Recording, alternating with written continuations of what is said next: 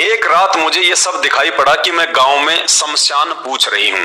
सौपन में बहन को दिखाई दिया कि गांव में मैं शमशान घाट का एड्रेस पूछ रही हूं। मुझे बताया व दिखाया गया कि आपने कल यहां पर आना है। कोई और शक्ति थी, शैतान की, इस काल की, उसने दिखाया कि आपने कल इस शमशान घाट पे आना है, यानी कल आपकी मृत्यु है, यानी बहन के संस्कार में मौत थी, पहले से लिखी हुई थी। अब देखना ये परमात्मा उस मौत को कैसे टालता है, कैसे उसको एक्सटेंड करता है। मुझे बताया वह दिखाया गया कि आपने कल यहां पर आना है। वह मुंडाना पाने का शमशान था। जब सुबह हुई तो मुझे हैजा हो गया, मुझे इतना ज्यादा सिर में दर्द हो गया कि टक्कर मारकर मर जाऊं। मौत के सभी कारण पूर्ण हो गए। डॉक्टर को बुलाया गया तो उन्होंने इंजेक्शन लगाया। उसके बाद डॉक्टर ने बताया कि यह मर चुकी है। डॉक्टर आया, डॉक्टर ने चेक किया, इंजेक्शन लगाए और अंत में डॉक्टर ने डिक्लेयर कर दिया कि ये मर चुकी है, ये डेड है। उसके बाद 4 दूत दिखाई दिए। फिर उन्होंने मुझे दोनों तरफ से पकड़ लिया और बोले कि हमें भगवान ने भेजा है, आपको लेकर जाएंगे। कौन से भगवान ने? शैतान ने, काल ने।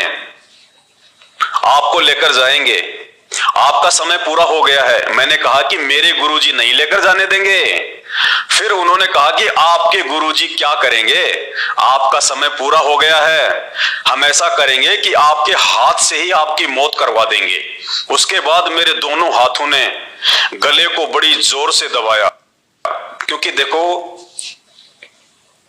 सूक्ष्म रूप में वो शैतानी शक्तियां जिसकी मृत्यु का समय होता है, और जब वो यम के दूत आते हैं उसको लेने के लिए, उसके वो प्राण निकालने के लिए, तो वो आड़ोसी पाड़ोसियों को दिखाई नहीं देते, वो घर वालों को दिखाई नहीं देते, वो केवल उसी को दिखाई देते हैं जिसकी मौत होनी होगी। तो उन यमदूतों ने कहा कि तुम्हारे गुरुजी क्या करेंगे। जब बहन ने कहा ना विश्वास के साथ कि तुम कौन लगते हमारे, हम तो पूर्ण परमात्मा की भक्ति कर रहे हैं, सतगुरु रामपाल जी भगवान की, हमारी मौत तो उस समय होगी जब हमारे गुरुजी चाहेंगे, तुम हमें नहीं हाथ लगा सकते। तो यमदूतों ने कहा कि देखते हैं तुम्हारे गुरुजी क्या करेंगे, हम ऐसा करेंगे तेरे हाथों से हम तेरी मौत करवा देंगे। तो उन शैतानी शक्तियों ने सूक्ष्म रूप से उस बहन के दोनों हाथ पकड़ के और उस बहन के जो गले को दबाया। उसके बाद मेरे दोनों हाथों ने गले को बड़ी जोर से दबाया, जिससे मेरे प्राण आंखों में आ गए। मैं किसी से बोल नहीं सकी। बंदी छोड़ कहते हैं कि आजम तेरे घटने घेरे, तू राम कहन नहीं पावेगा। एक शब्द है सतगुरु रामपाल जी भगवान का कि आजा बंदे शरण राम की, फिर पाछे पछतावेगा। दशरथ पुत्र श्री राम की नहीं, राम मतलब भगवान परमात्मा, आदि राम, आदि पुरुष। परमात्मा कहते हैं वो आदि राम, वो सत्य पुरुष जब इस धरती पे सतगुरु रूप में आता है तो कहते हैं उसकी शरण में आजा, आजा बंदे शरण राम की, फिर पाछे पछतावेगा। मात पिता तेरा कुटुंब कबीला सारा ही खड़िया लखावेगा। जब वो यम के दूत आएंगे ना तेरी आत्मा को निकालने के लिए, तो कहते हैं तेरे माता पिता, तेरे रिश्तेदार सब वहीं खड़े होंगे, लेकिन वो कुछ नहीं कर पाएंगे उस समय। कहते हैं माता पिता तेरा कुटुंब कबीला सारा ही खड़िया लखावेगा, और आजम तेरे घटने घेरे, आजम यानी वो यम के दूत आके और तेरा गला पाएंगे आत्मा निकालने के लिए, प्राण निकालने के लिए। आजम तेरे घटने घेरे, तू राम कहन ना पावेगा। एक शब्द भी नहीं निकाल पाएगा उस समय तू। तो बहन कह रही है कि मैं बोल नहीं पा रही थी, उन्होंने मेरा सूक्ष्म रूप से वो गला जो है वो दबा दिया।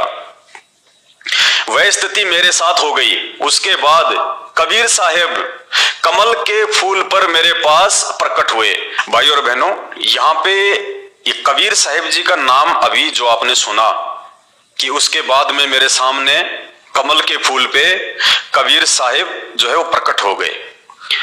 आप जो अभी नए नए संत रामपाल जी का ज्ञान सुन रहे हैं, तो आप लोग अभी इस मैटर को नहीं समझ पाएंगे। इस मैटर को केवल वही समझ पाएंगे जो काफी वर्षों से संत रामपाल जी के भगत हैं और विशेषकर जो साध संगति से जुड़े हुए हैं। तो मैं अपने उन भगत भाइयों को थोड़ा सा मैं समझाना चाहूंगा। भाई और बहनों, हम सब जानते हैं कि 650 साल पहले परमात्मा जिस दाढ़ी मूंछ वाले रूप में आए थे, जो फोटो आजकल आप देखते हो यूट्यूब पे, गूगल पे, हर जगह, अब हमें तो हो गया पता इस बात का कि वो तो एक काल्पनिक फोटो है, वो हाथ से बनाई गई फोटो है, क्योंकि 650 साल पहले ना कोई वीडियो रिकॉर्डर था, ना ही कोई वो कैमरा था।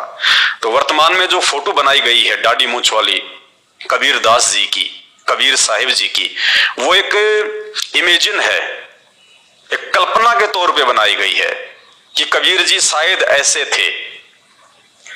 और हम सत्सेवक जो सतगुरु रामपाल जी भगवान के भगत हैं, ज्ञान मार्ग से हम आगे बढ़ रहे हैं, हमने ये निष्कर्ष निकाल लिया है कि आज धरती पे स्वयं वो कबीर परमात्मा संत रामपाल जी के रूप में प्रकट हैं। इसलिए हमें 650 साल पहले वाली उस फोटो से कोई लेना देना नहीं है, क्योंकि उस फोटो में जो रूप है दाढ़ी मूंछ वाला, वो रूप यहां का जो भगवान है, शैतान, काल, ब्रह्मा विष्णु महेश का पिता, जिसके 21 ब्रह्मांड है, जो हम सबको गधा को तस्वर बनाता है, उसका और भगवान का, यानी उस कबीर परमात्मा का और यहाँ के भगवान का, काल का एक एग्रीमेंट हो रखा है। जब प्रथम बार परमात्मा यहाँ आए थे अपनी आत्माओं को काल के जाल से बाहर निकालने के लिए अपने पुत्र जोगजीत के रूप में, तो काल और जोगजीत रूप में उस परमात्मा के कुछ एग्रीमेंट हुए थे, जिनमें एक एग्रीमेंट ये भी हुआ था, काल ने उस परमात्मा से उनका रूप मांगा था और उस शैतान ने बहुत ही सूझबूझ के साथ में एक षड्यंत्र के तहत अपने आप को बहुत ज्यादा सयाना समझते हुए ये कहा था कि आप मुझे ये अपना रूप दे दो कि मैं आपका रूप जो है वो बना सकूं, क्योंकि शैतान को इस बात का पता था कि परमात्मा का विधान है जब भी वो यहाँ आएंगे तो वो सबसे पहले एक गुरु की भूमिका निभाएंगे, क्योंकि डायरेक्ट यहाँ पे कोई किसी को भगवान नहीं मानता, इसलिए यहां पहले एक गुरु की जो है भूमिका निभानी पड़ती है, ज्ञान समझाना पड़ता है, उसके बाद में ज्ञान से आत्माएं स्वीकार करती हैं कि हाँ ये गुरु नहीं, ये भगवान है। तो शैतान को इस बात का मालूम था कि ये गुरु बन के ज्ञान प्रचार करेंगे और इन आत्माओं को यहां से बाहर लेके जाएंगे। तो काल ने एक षड्यंत्र के तहत उनसे एक वरदान मांगा था कि मैं आपका रूप बना सकूं और आपकी आवाज निकाल सकूं। तो परमात्मा ने कहा था कि कोई बात नहीं, जो मेरे ज्ञान से परिचित हो जाएगा और जिसके पास मेरा वो सार नाम होगा, सार शब्द होगा, उसके ऊपर तेरा किसी प्रकार का कोई दाव नहीं चलेगा, तू हमारा रूप भी बना लेना और तू हमारा आवाज भी निकाल लेना। तो ये वरदान उस काल को प्राप्त है। वचन भर लिया, अकबर लिए भाई न्यो बोला जी के चारों युगों में 3 युगा में जीव थोड़े ले जाना, सतयुग, त्रेता और द्वापर, और चौथा युग जब आवे कलयुग कितने ले जाइयो। बोला वह बड़ी अड़ाई तन तया। अच्छा भाई कोई बात ना है। दूसरा ये है कि मैं आपका रूप बना सकूं, मैंने ये आज्ञा दे दो।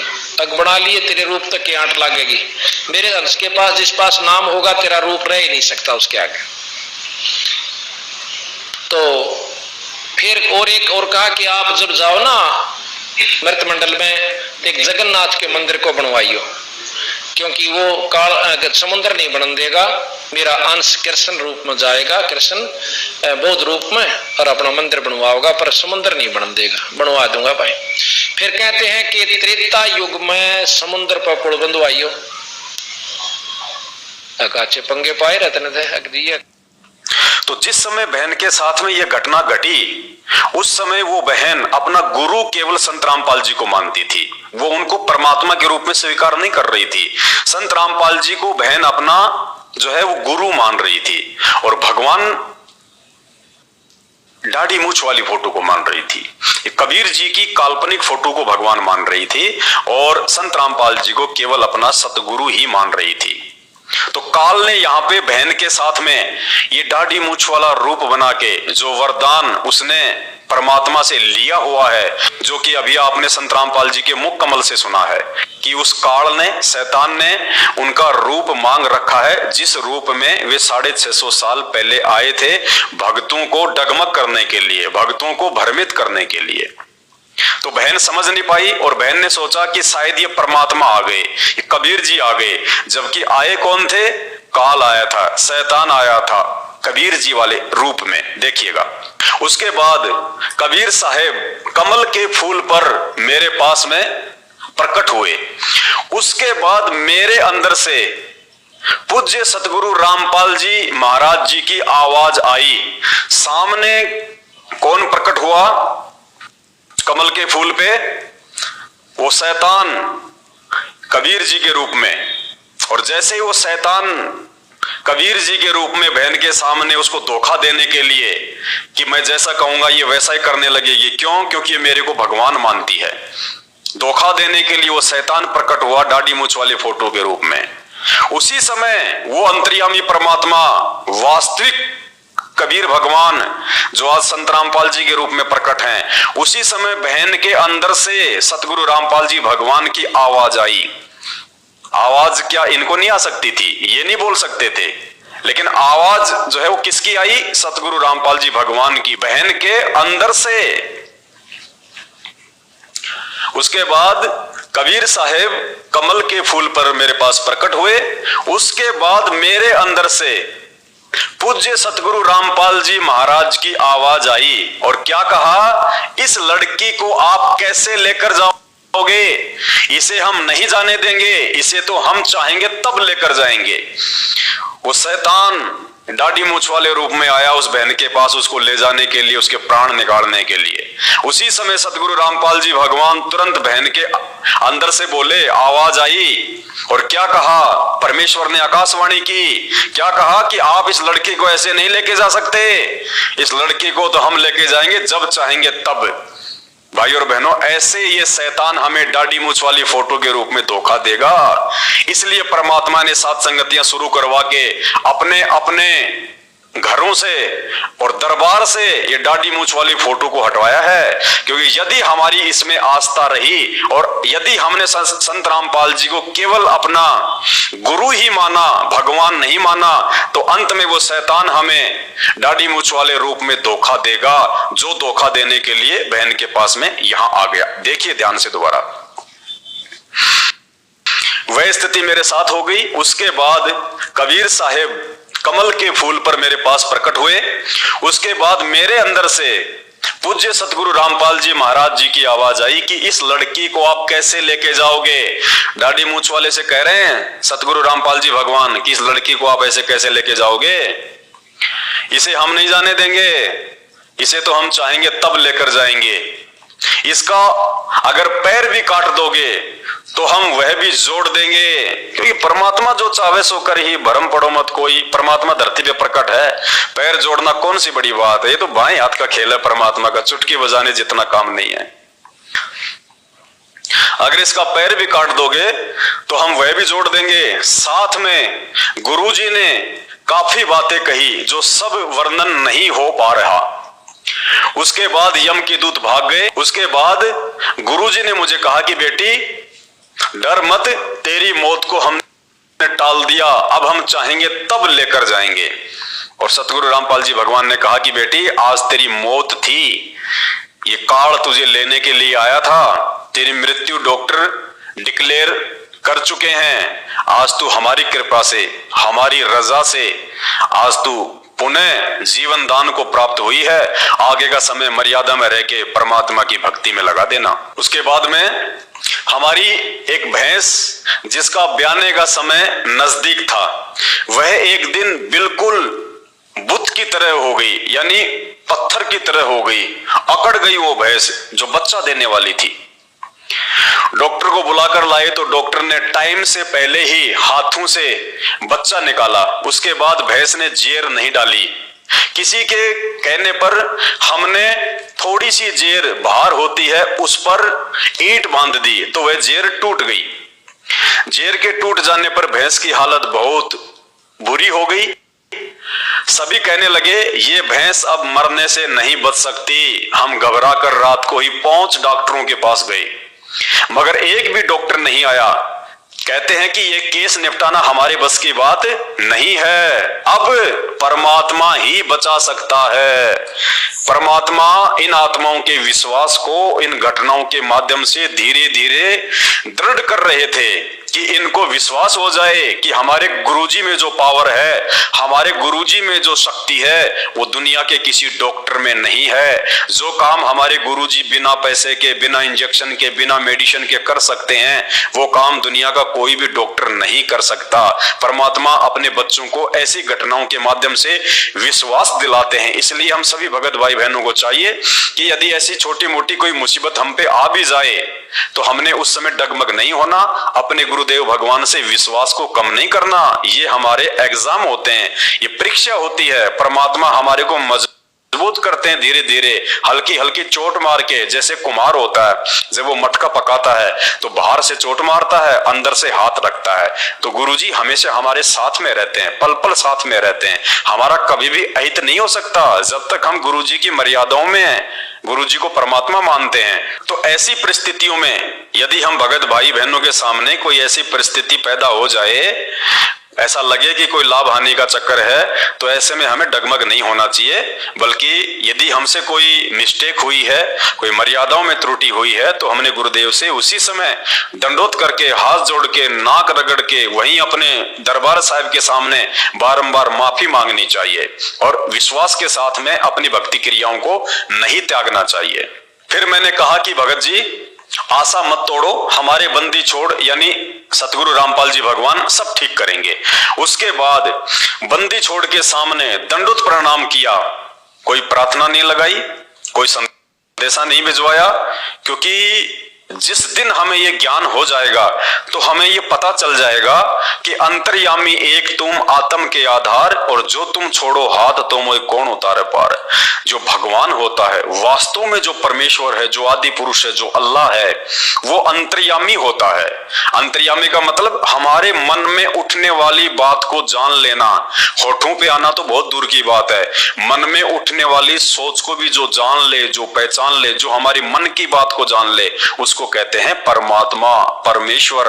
तो अंतर्यामी सृष्टि में केवल एक ही होता है, और वो अंतर्यामी आज सतगुरु रूप में संत रामपाल जी भगवान है। आशा मत तोड़ो, हमारे बंदी छोड़ सब ठीक करेंगे।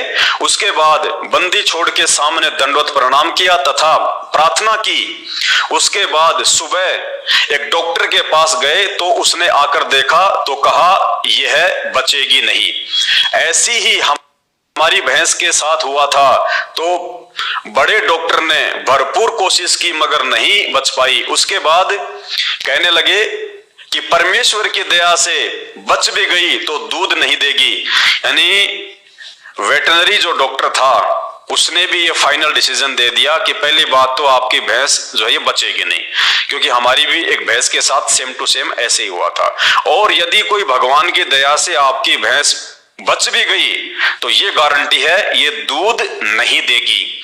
अब देखना परमात्मा क्या करता है, वो डॉक्टरों का डॉक्टर, वैद्यों का वैद्य, देखना क्या करेगा। कहने लगे कि परमेश्वर की दया से बच भी गई तो दूध नहीं देगी।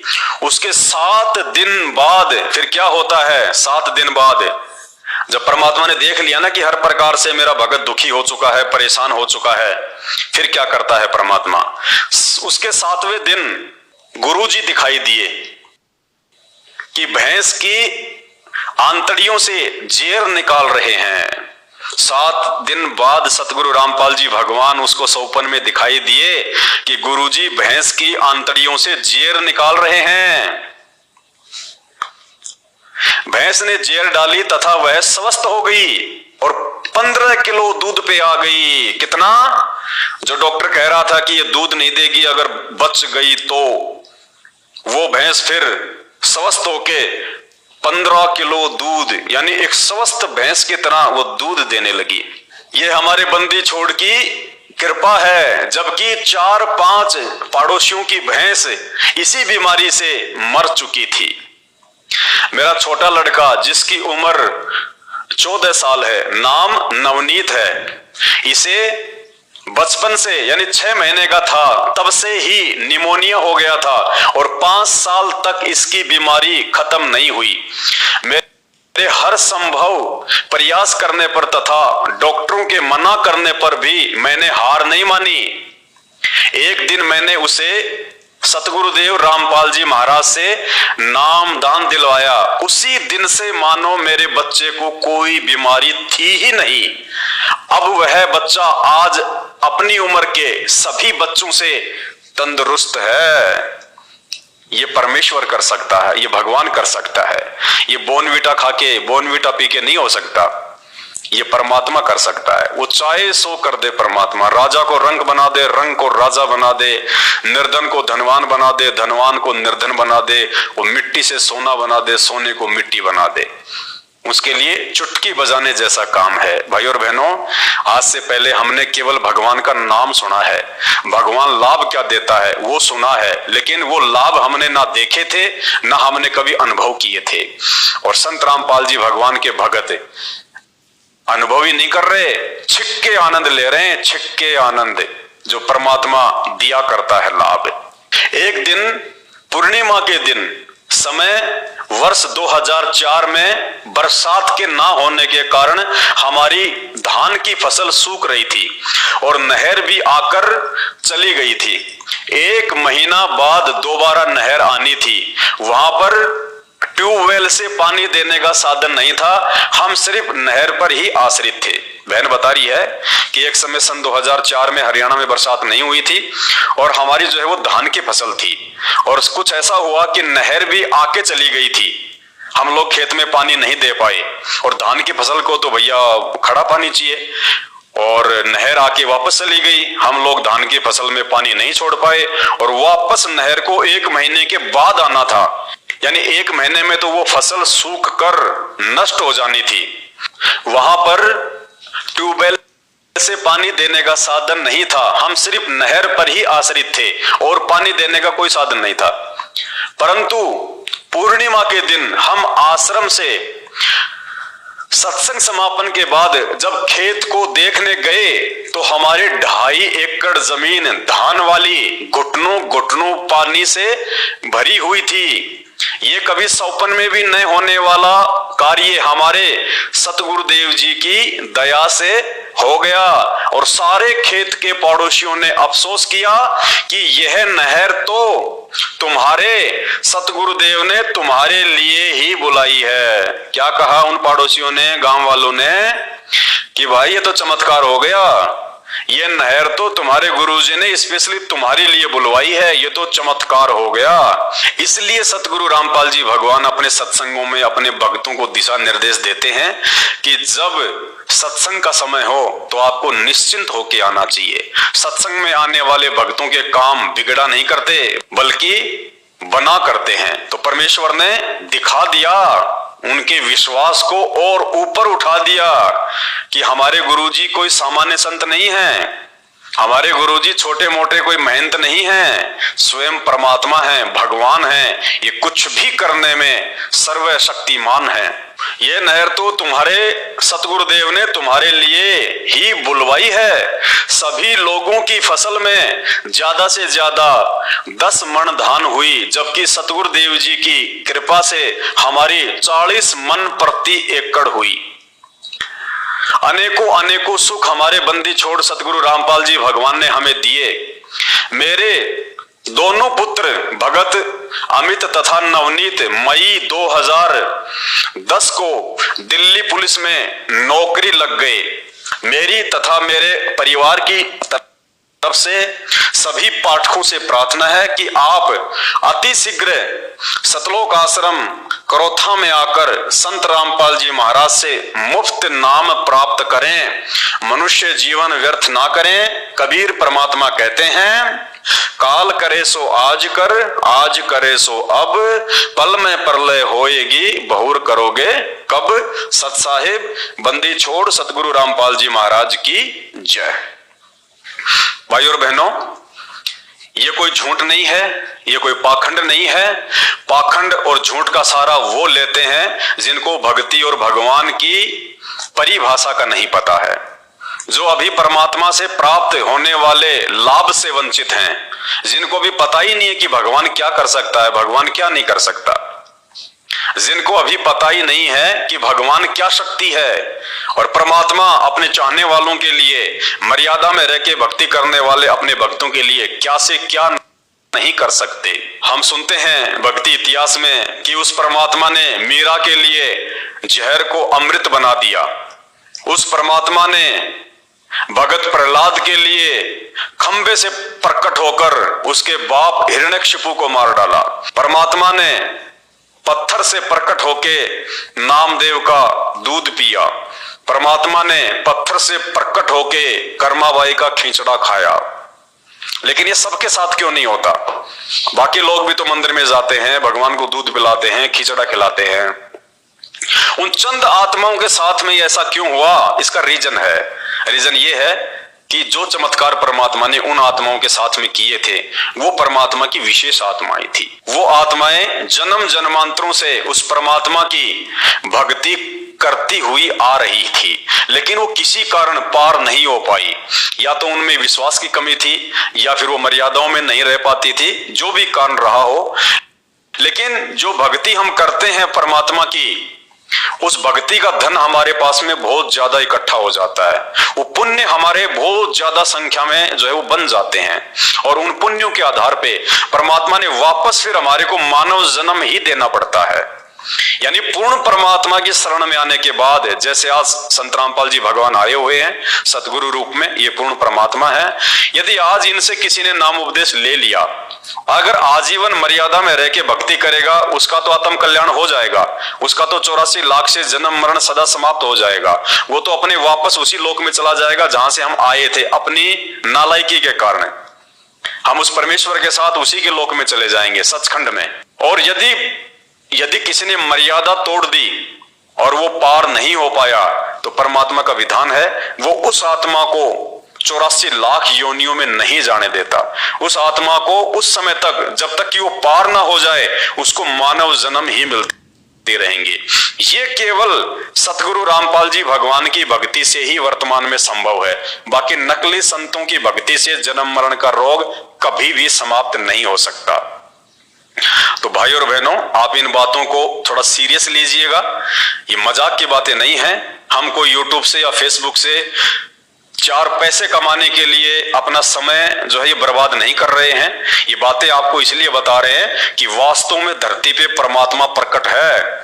हम लोगों की पहले भक्ति सही नहीं थी, हमारी साधना सही नहीं थी, शास्त्रों के अनुसार नहीं थी, इसलिए हमें कभी भगवान के दर्शन हो ही नहीं पाए। जबकि भगवान साकार है, आप और हमारे जैसा है, मनुष्य रूप में है, आज धरती पे आया हुआ है। वो चलता है, बोलता है, फिरता है, सारे समाधान करता है, सारे लाभ देता है।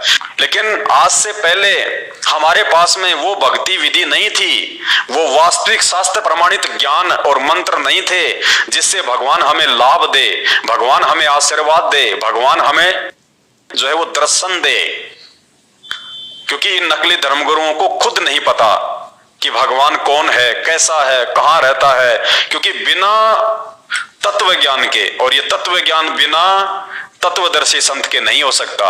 इसलिए भाई और बहनों, आज इस पूरे विश्व में, पूरे ब्रह्मांड में केवल सतगुरु रामपाल जी भगवान ही वो तत्वदर्शी संत है। स्वयं ये अल्लाह अकबर है, परमात्मा है, श्री राम है, जो आज अपने भक्तों को सर्व लाभ दे सकते हैं, लाखों को दे सकते हैं, अरबों को दे सकते हैं। क्योंकि भगवान के घर में किसी चीज की कोई कमी नहीं होती है। परमात्मा की शक्ति असीमित होती है, उनका भंडार कभी खाली नहीं होता, ना आशीर्वाद का और ना ही उनके जो है वो प्रेम का। तो भाई और बहनों, आज भगवान हम सभी आत्माओं को शास्त्रों से ज्ञान देके अपनी पहचान करवा रहे हैं और हमें वापस अपने साथ ले जाने के लिए आए हैं, जो हम अपनी नालायकी से, अपनी गलती से इस काल के चक्कर में पड़ के और इस गंदे लोक में आ गए। यहाँ हम जन्म रहे हैं, मर रहे हैं, गधे कुत्ते सुअर बन रहे हैं। 2 पैसे के लिए सारा दिन आदमी बैल और गधे की तरह कमाता है, फिर भी उसकी इच्छाएं पूरी नहीं हो पाती है। एक आदमी यहाँ पे राजा बन के सुख भोग रहा है, एक आदमी 4 रुपए के लिए भीख मांग रहा है। कभी वो बीमारी से परेशान, कभी एक्सीडेंट में टांग कट जाए, आंख फूट जाए, बच्चे हुए तो ठीक, नहीं हुए तो ठीक, आंखों के सामने बच्चे मर रहे हैं। कब माँ मर जाए, कब बाप मर जाए, किस रोग से मर जाए, कोई भरोसा नहीं। यहाँ पे 1 सेकंड का सुख नहीं है। जिस सुख को हम सुख मान रहे हैं वो तो दुख है। दुख, हमें तो अभी सुखों की परिभाषा का भी नहीं पता, सुख की तो हमें डेफिनेशन का नहीं पता। और जिन चीजों को हम ये सुख मान रहे हैं ना, गाड़ी घोड़ा बंगला, 4-5 करोड़ रुपया, कोई मंत्री पद, बहुत बड़ा कोई काम धंधा अच्छा हो जाए, नहीं, ये तो दुख है। सुख की तो हमें परिभाषा के भी नहीं पता, हम तो इन दुखों को सुख मान रहे हैं, क्योंकि यही सब चीजें आगे चल के हमारे गले की फांसी बनती है। तो भाई और बहनों, आज परमात्मा धरती पे प्रकट है, निसंशय और निर्भय होके, निष्पक्ष होके। सबसे पहले आप संत रामपाल जी के कुछ दिन यूट्यूब पे सत्संग सुनिए। साधना टीवी पे रोजाना रात्रि 7:30 बजे से 8:30 बजे तक उनके मंगल प्रवचन आते हैं, या फिर यूट्यूब मोबाइल सबके हाथ में रहता है, आप यूट्यूब पे जाइए, सर्च कीजिएगा संत रामपाल जी महाराज जी के सत्संग। बाकी आपसे निवेदन करूंगा, यदि आप उनके द्वारा बताई गई सृष्टि रचना को पहले सुनेंगे तो आपको सब कुछ समझ में आ जाएगा, क्योंकि जो सृष्टि रचना है ये सभी धर्मशास्त्रों की और भक्ति की मास्टर की है। जिसको सृष्टि रचना समझ में आ गई वो अध्यात्म उसको चुटकियों में समझ में आ जाएगा। चुटकियों में आपको ऐसा लगेगा कि ये वेद, कुरान, पुराण, बाइबल, ये गीता, ये तो मैंने बहुत पहले पढ़ के छोड़ रखे हैं। उसको कहते हैं तत्व ज्ञान, मास्टर ऑफ द की सभी धर्मशास्त्रों की। तो संत रामपाल जी के मुख कमल से बोली गई सृष्टि रचना को यूट्यूब पे सर्च करके जरूर सुनिए।